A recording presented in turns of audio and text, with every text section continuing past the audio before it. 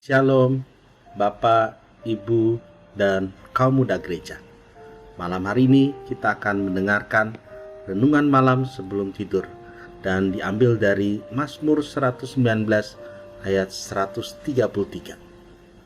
Teguhkanlah langkahku sesuai dengan janjimu.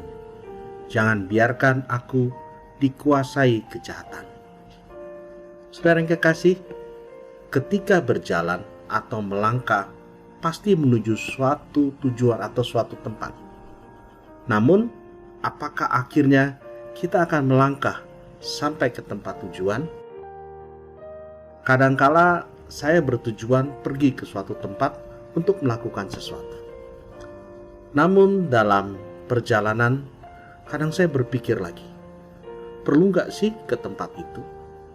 Ada banyak pertimbangan lain, dan ujung-ujungnya malah pergi ke tempat lain. Kadang keadaan hati, mood, bahkan isi kantong, cuaca bisa merubah arah langkah kita. Itu semua bisa terjadi ketika kita menyerah dengan keadaan yang ada. Bagaimana dengan langkah hidup kita? Kita semua berjalan ke arah Kristus. Namun, keadaan bahkan isi kantong, cuaca kadang bisa juga mengalihkan arah kita kepada Kristus. Hal yang paling sederhana adalah kadang di hari Minggu pagi.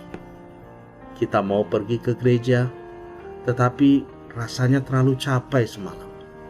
Kurang tidur, nggak ada kendaraan, cuacanya mendung, ditambah sedang ada tidak tugas pelayanan hari ini. Dan rasanya itu akan mengalihkan kita untuk hadir bersekutu di gereja. Terlalu banyak hal di dunia ini yang bisa mengalihkan langkah dan tujuan kita.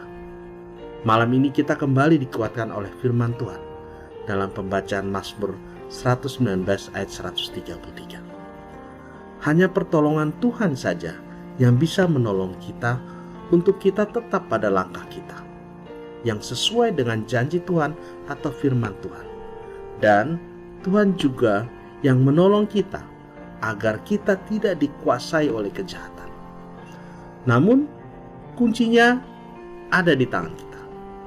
Apakah kita mau diteguhkan dan dikendalikan oleh Tuhan, atau justru kita membiarkan langkah kita dialihkan oleh segala macam keadaan dan kejahatan?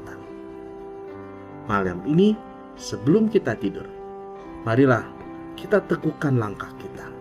Kita minta pertolongan Tuhan melalui Roh Kudus-Nya untuk terus menuntun kita, menuntun langkah kita sesuai dengan firman Tuhan, dan menolong kita agar kita tidak dikuasai oleh kejahatan.